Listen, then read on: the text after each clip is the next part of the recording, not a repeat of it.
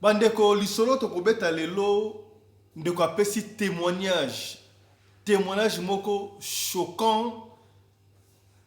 Témoignage moko ya exposition. Témoignage oyo ndeko batalisi ye misala ya butu ndenge salamaka.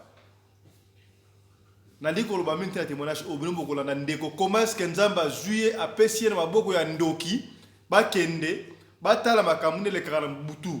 Ndeko wana ekobetela biso makamuni lekaka na butu makamuni nini oyo bandoki basalaka. Mbote na bino bandeko balandi ya Radio Lokole bisika nyonso bozwami, merci na confiance pe fidélité bopesaka programme oyo epai wapi tobetaka ba histoire vrai oyo bino moko bopesaka biso mpona kosunga communauté esika ndeko akwei yo okweya te. Ngai kombo na ngai Fiston Pelende tata ya Sedek. Merci na ba oyo basabona déjà na chaîne oyo Radio Lokole to partager ka émission pour ekomela ndeko moko songolo esika moko songolo po abika oyo basabona pena nte s'abonner à la chaîne Nabiso et puis au final cloche la notification pour Orataka ba programme T. Toujours pendant émission de l'eau na communiqué nécrologique. Bon se rappeler sous année passée dans le mois de septembre je crois. Tout ça là qui SOS yandeko mama oyo to benge na kombo ya maman Marie Yungu azalaka na Cape Town azalaki na cancer bozoye basusu mama oyo azalaki na cancer tosalaki SOS esalamaki azalaki na kati ya mutuka bandeko ebele na Canada na Europe na Afrique awa partout na Cape Town bapesaki ndeko wana ba aide médecin aisaki atikali na 2 mois pour akufa na ebite na loba Dieu merci.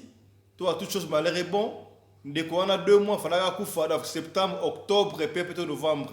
Mais Nzamba batela qui aime, tout conformer que maman la biso, mami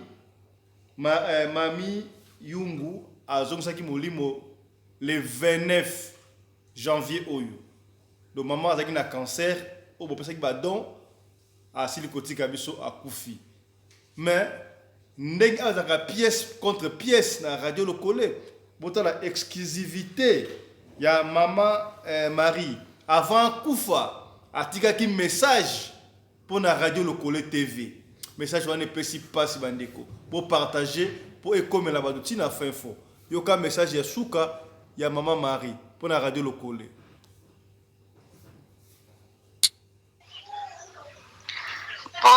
Pote papa Fiston meyave mikolo ebele nazo répondre yo te nazo répondre eloko te docteur apekisaki nga telefone mpona motu ederangeaki nga makasi lisusu naza vraiment na tumeur na cerveau ezoderange makasi alors yango wana soki nameki koesalela telefone esalaka motu pasi vraiment ekomisanga na niveau ya mabe donc moi nazo répondre yo te mais nyonso ozotinda nazozwa nazoyoka nasepeli vraiment na mosala na yo ozosala ozosunga biso vraiment esonginga makasi vraiment bana bazozanga ya kolia te ya komela te malgré difficulté eza na bato nyonso mais comité congolaise bazosala vraiment makasi basalaki makasi vraiment mpona nga motuka nasepeli makasi mpo mosala wana vraiment pe euti soki moto amerike nazwa ata moko asunganga eza mpo ayokaki yango na Radio Lokole ata moko asunganga mpe na France ayokaki esango epai na yo atuka Nzamba apambola yo makasi na mosala ozosala ekende toujours liboso. Merci vraiment, bonne journée. Voilà, ça c'est pour vous montrer que la Radio Lokole ya solo c'est-à-dire télévision communautaire tozali kosunga bato sans prix. Maman Labiso Marie Yungu bosungaki yeo Nazo répété émission salamaki na kati ya mutuka songaki SOS ndeko azalaki na cancer médecin esaki akufa dans 2 mois mais akufaki dans 2 mois te auti kozonga kaka epai ata nzambe na mois de janvier awa le 29 avant kufa message asalaki mpo na radio lokole yango wana donc bopartage ndeko atalaki émission monaki te bakeno ndeko na biso atiki biso mama Marie Yungu. Nakotikala bino boyoka na témoignage tokuna lisolo comment est-ce que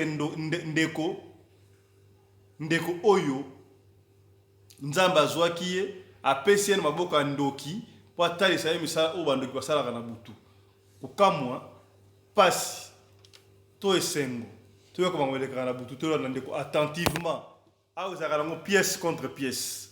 On va vous retrouver juste après tosolanda ndeko Johnny.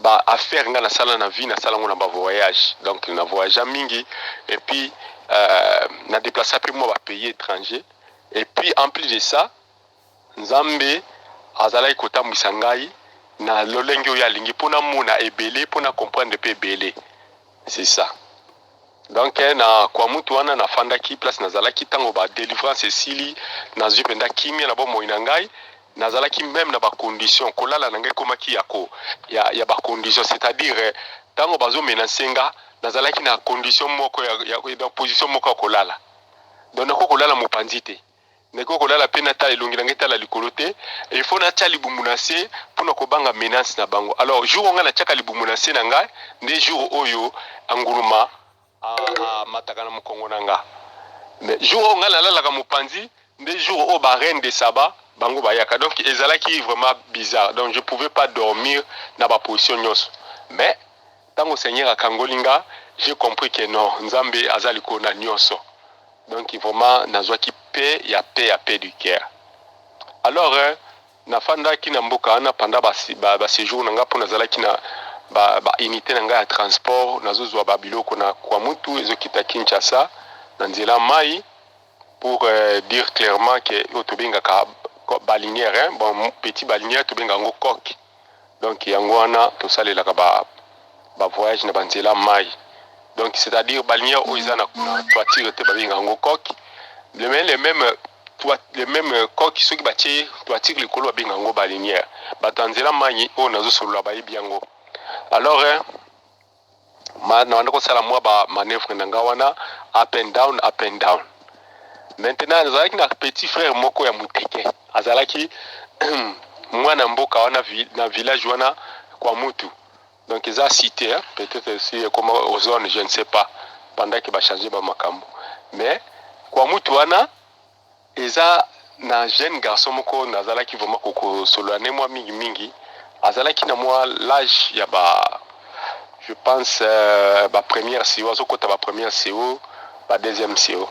Alors jeune garçon wana nalingaki vraiment mingi abanda ko yepa nanga tuzo solola kotinda ye mais subitement na utaki voyage na Kinshasa tango nozozonga na komi na kwa mutu babisinga keo oyebi sangole lekana ki aonga bino na ebite no sangole kania wa petit na yo akufaki parce bakundaki don ndengeza bo déjà passé abauta kundai. Alors Boutouana, moi je vraiment découragé, déçu. Et puis, na lemba qui na binzambe nanga pourquoi. Comme na posé beaucoup de questions na Seigneur, na moni na Boutouana na lali na bondeli na lali, na moni Seigneur a komelinga le suzabenga bi frère Johnny, yo lamuka na lamuki. La lamuki donc na kati anda kuna ngai et au place na lalaki na lamuki je sens bien que na lamuki mais nazalaki na kati ya vision na vision nezo la kisapenza ki nazalaki ya kolala et puis na yebi ki nazalaki ya kolala mais le Seigneur m'a fait réveiller pendant la nuit. Il m'a dit ceci: frère Johnny, pourquoi tu complains pour les sorciers? Ozako complaindre pour na nini? Parce que tant mwana na kufa kinga la komo kolbanzam, pourquoi tu as laissé les sorciers de faire ça? Pourquoi les sorciers bazo toujours avance na minimum batu et puis les sorciers bazali ko manipuler minimum bana na batu? Alors que Seigneur ayokaki aina butu wana ala musinga ndenge na lobi wana abina nga frère Johnny na ngai nzambe na ye kopesa yo pouvoir ozokende na monde des ténèbres. Tant ozokota na monde des ténèbres okodécouvrir makambo nyonso oyo bango basalaka na kati ya monde na bango nde otika kobanga bango parce que bazali rien. Alors Seigneur apesi ngai bato moko na liboko na nga. Tango anazwi bato wana Seigneur m'a dit tala na kuya ndako na ona fongoli miso matala na kuya ndako na nga namoni mutu moko atelemi na kuya wana mais azalaki moi un peu bizarre. Le Seigneur m'a dit tu vois celui-là, moi j'ai dit yes abi celui-là c'est un sorcier. Tango abinanga c'est un sorcier noki lokwa moko banga abinanga kobanga te ngai nkolo nde na pesi ye ningisa ya kozwa yo amema ona monde des ténèbres place bango basala misala na bango ala kiso makambo nyonso ba question nyonso poser ye ako répondre yo bokende na ye comme ça omona makambo o elekanaka kuna po obanga bango te parce que baza pamba. Alors nazwi bato wana na maboko nkolo sorcier wana eloko nini sorcier wana salaki aye pembeni na ngai atie maboko nde na likolo ya toiture akitisi toiture efongwami mais eloko namonaki liboso escalier omoni baescalier oyo ezalaka na hélicoptère oyo ezalaka na basecours soki bato bakwei na mai ubie baza na kati ya balibulu moko boye bazosala bango secours escalier wana ebiembelaka wana ekiti likolo ya ndako na nga ntango ekiti sorcier amati na escalier wana abimi na toiture abimaki na porte te abimi na nini te na fenêtre te me na toiture abimi libanda ngai mpe nazwi na mati na simbi escalier nakomi omata nakomi likolo siko conscience ya kibomoto na ngai ezongi. Quand j'ai regardé à l'extérieur de ma maison j'ai vu que ce n'était pas la nuit, c'était vraiment la journée. Et ça nga somo ngabi oh mais moi nga nalalaki ndenge ni libanda ezala polele boye na kati ya ndako nangeza butu donc isomo na lamuki na bangaki vraiment na lamuki tango na lamuki oh na comprendre te na bi Seigneur eloko nini esalemelinga ok na bani siko bonde la binzambe please soki ozongaka makomine elobi ozongaka mbala mibale na via moto Seigneur please zongelanga lisusu seki ezali réellement yo zongelanga po nakota na monde ténèbres na kobanga lisusu te. Alors l'air na lali kaka muke na sisi prière nga na lali muke Seigneur azongi lisusu kaka le même action ndenge ka likana ki liboso siko deuxième tour nde na signaki na bifo na kota monde ténèbres. Alors mes frères et amis faut toiture fongwami les sorciers amati na toiture akoye libanda ngape na ndie na mati na toiture na kiti libanda ta na kiti libanda eloko ya liboso onga na remarkaki na monde des ténèbres baza na moi te omoni makambo na zolo bana bino bandoki bayebi yango baza na moi te baza pe na butu te mais bazali na éclairage ya journée lokola kaka ndenge tomonaka même ata tonge kwei na sie pendant la journée koko lokota tonga et bango na butu amonaka ndenge wana donc eza clair il y a pas de molili et pas na bango. Alors wana eloko ya liboso na remarkaki tango tokiti tokomi kotambola mais ce qui m'a vraiment étonné nyonso oyo esalemaka na moi yango esalaka pe na butu donc c'est-à-dire bazalaka na bafeti ndenge feti esalemaka na moi ndenge pe esalemaka na butu bana mike babetaka babile ndenge ebetama na moi ebetama na butu. Tout ce que nous faisons pendant la journée c'est la même vie qui se retourne pendant la nuit. Mais eloko moko oyo bango baza nango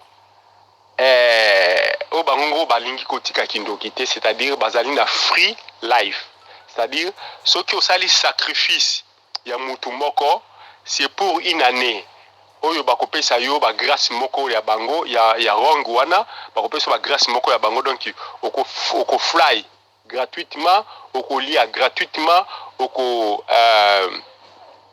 donc avoir les femmes d'autrui gratuitement surtout ba obazana nzambe te. Quand tu dors avec ta femme et les sorciers ont le droit de venir avec ta femme et de faire tout ce que tu fais koko salana ta femme à la maison et il peut faire ça parce que bazali na nguya wana bapesa bango. Alors sauf que bao bazana nkolo te boy bake vous partagez votre femme avec les sorciers ou votre mari avec les sorciers. et on commence à marcher. Tout ça tambola et le monsieur qui me aza ko expliquer nga makambo nyonso toujours tambola. À ma grande étonnement, nga moko na mutema na nga na eko raisonner na bino. Il y a village moko na se awa benga kango Ntomo. Cet village là les gens disent que voilà, il y a beaucoup de sorciers là-bas. Est-ce que na tunie okoko memanga kuna na kene mona village wana abina nga no problème. Et loko nga na monaki, vous savez bandeko, misala ba film otomona ka na ba télévision, la majorité ba film ils allaient inspiration au monde des ténèbres. Preuve année film ya Superman. Tango ndokiwana na biso to kendina Ntomo, moi je croyais que tokotamba parce que Ntomo na kwa mutu eza vraiment distance à mingi te cause à peu près 7 à 8 ou 9 km. Donc on pouvait marcher toko makuna. Mais sorcier sala kinini atomboli maboko ne na likolo a quitter na mabile a matin espace, a comme un espace à s'immobiliser na espace. Alors nga nazaki na se nazotala na bime otiki nga ndenge nini. Il faut tokende nao. Abi yo ko la pesa ki onguya. Sala lo nga na sali toko matanga nao. J'ai fait le même action de quoi na salaki na matina un espace. To comme un espace et atie maboko na ndenge oyo to mona kana filme Superman atambolaka. De la façon oyo bango ba naviga kana ciel. Atie bongo akomi ko avancer ngape na ye na chebongo na komi ko kende na ye. Mes frères amis, Nzambe aza malamu. Nzambe aza bolingo.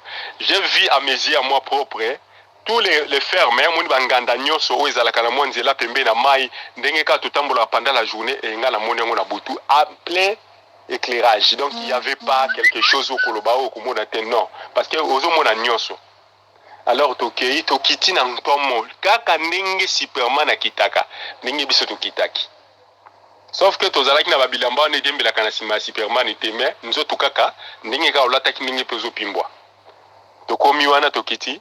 Alors namoni groupe ya ba sorcier ya mboka wana baye koyamba biso. Bandi kopesa biso bambote. Bapesi biso bambote to bandi kosolola na bango ndenge nini kuna batuni biso ndenge ni kwa mutu. Ndabandi ko expliquer bango makambo nyonso ndenge lekanaki na kwa mutu. Mais eloko moko Seigneur aboyaki kopesa ngai ndingisa donc aboyaki koyebisa ngai ke na monde des ténèbres basololaka na code. Les sorciers parlent dans le code. Lolengi nga nazoloba awa ndoki nyonso azoke loko ya yebi ke bango balobaka te nde biso tozosolola boye basololaka na ba code. Donc masolo na bango eza na code, ba signature na bango eza na code, nyonso na bango eza na code. Ata koboma ezalaka a code.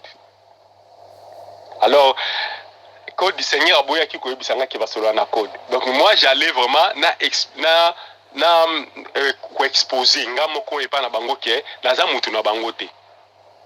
Donc mais na elobeli. C'est-à-dire tant na kitikuna masolo na biso tozo beta. Bango baza bata code mais ngai nazo solola ndenge normal nde to solola kabo. Na bandi siko koyebisa bango bona bimoni biso kuna na kwa mutu lobby na moi. Siko lobby na moi ezalaki na nyama moko tobengaka ngubu babomaki na kwa mutu. Eza histoire vraie. Donc wana pendant la journée nyamana babomaki babanda ko beta ba makonga mais akende kokufa na ngamba Brazzaville.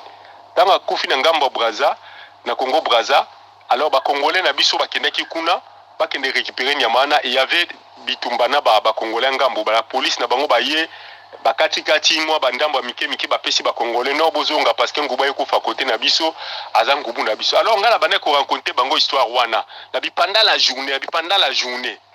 Or bango na butu babenga ka journée te.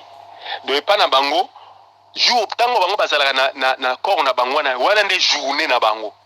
Mais awa siko na moyi eza butu. Donc contraire bango bazalaka na contraire. Voyez? Donc ce qu'on a beta lisolo ya moi na butu il faut ebisa bango ke na butu nde makambo boy salema ki bango nde kuna pendant temps na bango ya butu eza journée. Alors tanga na lobi na façon oyo wana normal et puis si bango ba inquiétude ils sont ba bendani babino est-ce que oza moto na biso non oza moto na biso te comment est-ce que yé akoki koya et puis aloba makambu na façon biso lobelaka te donc oyo azali ennemi il faut toboma ye ayende komona makambu na biso po akende koloba na moi biso tokoboma ye il faut akozonga te alors ndeko oyo tozalaki na ye oyo azalaki accompagnon na nga ye ayoki somo acomprendre déjà ke lokola na lobi likambo wana ekosala ke percussion ekosalema contre nga donc vraiment na kozala attaqué donc il faut asala tout akimisanga avant que makambo nyonso ezala trop tard alors nga nazalaki na teti na banda koyebiseka ngabi bon tokenda nolakisanga village oyo mobimba namona makambo ezoleka na village oh tete sala boy tozwa ngabi non nga nayaki visite awa na mboka efuna mona tous les sorciers ya mboka oyo nasina moni ya kwa mutu namoni bato bazolukala kwa mutu namoni bana kwa mutu namoni bafille ya kwa mutu namoni bamama mais awa na ntomo il faut pe namona bato ya ntomo nde sikoyo abisinga bino yaka tobeta na oturu kota asie tobeti tour kota asie donc juste azolika kaka na affaire disparaître nga epai ya basorcier wana naye komona école moko munene na sie donc na kota bakwe ya bazamba moko bo nayebisenga bino na école wana namoni ba porte eza kokamba mais namoni lokola bato baza na kati eloko nini eza kuna ndeko wana azoyebisanga bino wana eza école te wana eza abattoir ngabine abattoir ok tokende ngala mona abattoir wana abi plus jamais nakomema ba place nyonso me wana nakomema ote parce que ceux qui ont moni place wana c'est-à-dire bato nyonso bazali wana okende koyebisa bango na moi okoyebisa bango please ekozwa ngala kozwa problème yaka tokende ye lokola banda kolinga katunda kende te abandi ko forcer nga to lungwana nga binonga la kokende mbala moko a disparaître nga na bandi kokende na kende komana place maison wana ezali place basali batoire na bango bakangi batu na kati subitement namoni groupe ya ba sorcier bayaki disons na comme na nzela moko eza lokola croisé quoi donc otobengaka rond point croisement il y a 4 nzela uti boye donc rond point alors 4 quoi wana na komi wana na komo lingala devient na kende côté école ndé na kati rond point wana ba sorcier ba ekoya tous les 4 nzela alors moi j'étais là nazota la bango bayemba moko liboso ayaki na mona kina maboko na bango basimbaki moko asimbi nzete moko otobengaka kibota na habité bato bele bayebi kibota ezala lokola nzeta ya liboka ya forme moko ezala ka kota mutu nango za munene kota simbela nango za muke moko asimbaki yango wana groupe bandako ya na kota simbananga oyo bandako ya liboso basimbelo komoko babengaka métallique na habité tricot moko bandeko veto yela tango pe mo yingi na Kinshasa ibandako na kini bandako manango métallica ezaki pe na kibota moko bo me kibota na liku na ngoza na banzube bachalo kwa basende moko asimbaki ya bongo ndesiko oya yaki na liboso asimbaki ya sende wana nda azotuna ngalobi yo oza nani na yebise nonga na za mutu outi wapinga bino na uti kwa mutu na yebisa kibino kina uti kwa mutu donc na ye awa kotala mboka oyo parce que naza commerçant na yaki koluka moyen natala soki na kozwa ba client na mema biloko na nga oteka babi non yo ozali spy donc oye koluka komona makambo na biso po omema yango kende koyebisa bango okobima na mboka te yo tozoboma awa maintenant nazwi peur nakomi kolenga mais j'ai compris na moko azalaki na simalanga o azalaki liboso azoyebisa o asimabi panza nek donc abetanga kibota wana na nek mutu na ngai panza na pona kwe nde na ki voix Seigneur qui me dit ozobanga nini na pesa kionguya lakisa bango kioza na nguya nanga donc conscience sikoye koya mbala moko na lobi au nom de Jésus tana lobi au nom de Jésus na groupe ezalaki liboso na nga na Metallica bakwei bapanzani ndenge tomona ka film ya XO pou bapanzani omoni film ya XO na suka nango ndenge ezalaka soki bakati extraterrestre wana nani Je crois bien bato babi film wana babi ndenge sukaka na suka nango ndenge ni ba extraterrestre ba panzanaka lo lenge wana ba panzani oh groupe ami ya simezo la pembe nanga au nom de Jésus ba kwei ba panzani groupe donc na kwei si bango nyonso na force et la puissance de notre Seigneur.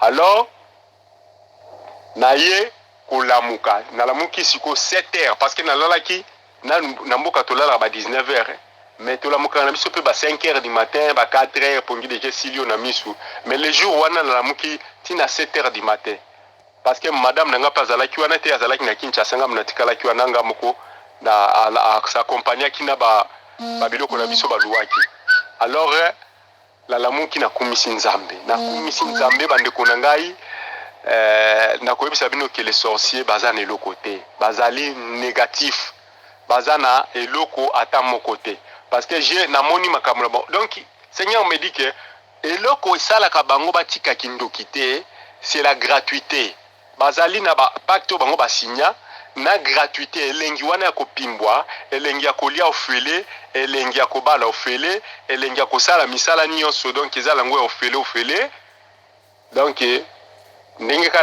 si vous avez ta femme et que vous n'avez pas Jésus-Christ, ta femme est partagée avec les autres personnes de la nuit. Même si vous avez votre mari et que ton mari ne prie pas, sache-le que azali proie ya ba sorcier. C'est ça un peu. Alors merci beaucoup na bande konanga. Bino obolandi bo pambolama, tokokota lisusu na next. Oyo et next ezali nazola kisabino comment est-ce que Seigneur a qui apparaître nangai pendant la journée, pendant la pleine vie. Na misu nanga polele boye, na mona nkolo, na mona ba ange, na mona makambu oyo ya ciel. Alors, tokosolo lango, next. Merci beaucoup papa Fisto Pelende, zamba pambola yo, apambola groupe na yo nyonso o bazali ko sa ba réalisation, apambola tout le monde oyo bazali ko yoka, apambola pe ba mama na biso nyonso oyo ya nzambe malamu na pesi bino mbote na kombo na Yesu. Bye. Voilà. Na linga gite na expliquer bino lisolo oyo ndenge leki ndenge ba sokelo ko pesinga mutu ko swa na linga bino moko boyoka po awa TV za radio te. Ndeko Johnny to frère Johnny a beti lisolo ndenge comment est-ce que nzambe azwaye amemaye na mona bandoki alakisa ndenge bandoki balokaka boyoki ndenge expliquer ndenge seleka elekaki ndeko Johnny Mabiala azali bongo ndeko ya nzambe malamu ba témoignage mingi za ba nzambe malamu yango to insiste à chaque fois ndeko afa kolala sambela kolala bon tabati toyoki nyonso témoignage o ndeko Johnny Mabiala alobi voilà commentaire pour ça la tête. Ils allaient donc pièce contre pièce, binomoko boyoki. On va s'abonner à la chaîne Nabiso pour aura un témoignage à boyete. Moni de ma soto bête à gros à témoignage et gros à la l'isolonio surtout mais à condition que ça la vrai. Yop aussi la isolo au ça. Benga biso na limon la rédaction plus 27 67 64 320 85. Soko lingi tutanga kombo na yo tokotanga kombo soko boy tutanga kombo ya concerné tokotanga kombo te biso fonctionnaire ndengo wana. Merci mingi na mama sociale Irène Machandoki identité ya Bundes mama sociale Wumela Mbote Sikozali ministre de Vérité TV. Merci na mama possible 001 Adeline Dongala depuis les États-Unis. Merci na mama Rina Umbi la femme à la taille du spaghetti ni courbure ni virage. Coordonnatrice, il y a Radio Locale, télévision, mais aussi coordonnatrice, il y a Twin Family 24 TV. Elle est au four et au moulin. Donc, c'est qui bien.